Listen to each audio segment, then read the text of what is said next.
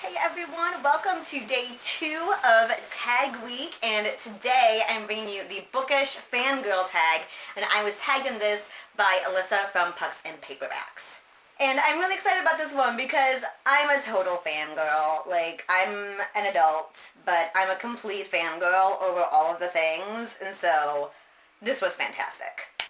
And so I'm making it a rule to try and not have Harry Potter or the Night Circus as an answer for any of the rest of the tags this week, because I feel like those are just the obvious answers for me, and I need to expand and talk about other books. So the first one is, who is your book OTP? And, I am a total hopeless romantic, and so I had a really hard time narrowing down just who is like the one couple. So I have a few, and just to let you know, like, my mind will probably change tomorrow because there are so many cute couples in books that I adore. So just let you know, don't take my word for this because my mind will change. So we have your classic of Darcy and Elizabeth Bennet, because who does not love them? Like, I love them in the book, I love them in every adaptation, and they just make me really happy. Or there's Cress and Thorn from the Lunar Chronicles. Like, I loved all of the couples in the Lunar Chronicles. I love them. But just something about Cress and Thorn that just, they're so cute, guys. They're so cute. And then there's Anna and Etienne. I don't know, I think that's how you say his name. From Anna and the French Kiss by Stephanie Perkins. And, like, I loved all of the couples in this trilogy, but Anna and Etienne, something about them just every time, and whenever I would see them in the other books, I would just get really, really excited. And there's something about them that I can't let go of. I wouldn't say this is an all-time OTP, but I just finished A Study in Silks earlier this week, and there's these two supporting characters that are completely adorable, and I'm pretty sure were one of my favorite parts of this book. And part of my motivation to finish this trilogy is to find out what happens with them, because they were so cute and I want them to get married and be happy forever. The next question is, who is your book boyfriend or girlfriend? And again, it was hard for me to narrow down because I'm such a hopeless romantic, and authors, you write great guys. You write great guys, so it's hard to pick. But two of my really big ones, I have a huge crush on Lincoln from Attachments by Rainbow Rowell.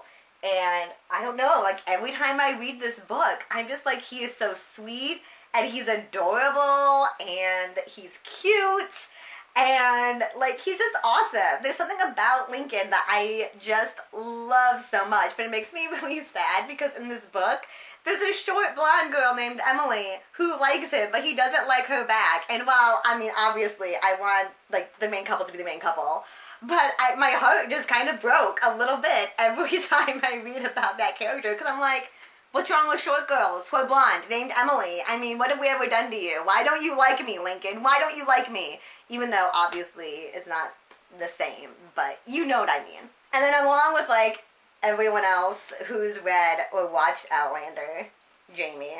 I mean, come on. We all love Jamie. Who does not want Jamie to be their boyfriend? Let's be real.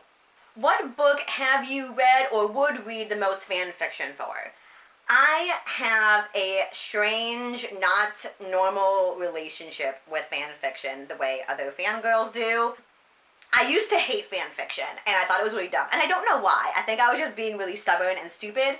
But I definitely appreciate fan fiction, and I love the idea that, you know, you can stay in the world, and you can create all these different adventures for your favorite characters, and it's a really cool, like, writing thing to kind of take characters in a world that's already been created and then do your own thing to it, and I think that's really, really awesome.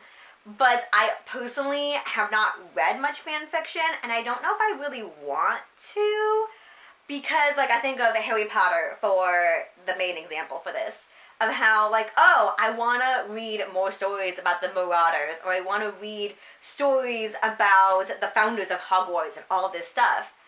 But then I tried to read fan fiction about it, but I was just like, no, I don't want to read this because I know this is not the real thing. I want canon stories about the Marauders. I want canon stories about the founders of Hogwarts. And it's like, I just think with fan fiction, just something in my brain, I just can't, because I know it's not the real thing, and I want the real thing. I'm sorry if you guys hate me. What book gives you all of the feels? One of the huge ones is The Assassin's Blade by Sarah J. Maas. This is a set of prequels to the Throne of Glass series. So I read this when I already read the first couple Throne of Glass books, so I knew what happened at the end of these novellas. And I had such a hard time because, like, the first time, even the second time I read the novellas, like, I would have to put it down and I would be avoiding the end because I was just like, I know it's going to happen and I don't want it to happen, and please, let's just pretend it doesn't happen. And be one of those, like, you're reading it and you're like, maybe it won't happen this time.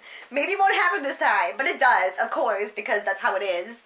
And just, like, these novellas just kill me and break my heart every single time. Every single time. What book made you go, I can't even? And it would probably be the Hunger Games trilogy. When I first read this trilogy, I was just so emotionally invested in it. Like, I couldn't put them down, and then sometimes I had to put them down because I was just so intense. Because so many events, this happened, the whole trilogy, that's made me be like, oh, I can't handle this, and I couldn't handle it sometimes. I would have to put the book down because it was so crazy. And then the last question, what book made you go, nope? Do I need to say more? So that is the Fangirl Bookish Tag. And I tag Claire Quigley because a few weeks ago she did this great video about fandom and being a fangirl. And I think it would be really fun if you did this tag to kind of find your inner fangirl, because I think she is in there somewhere. So that is the Fangirl Tag, and I will see you later. Bye!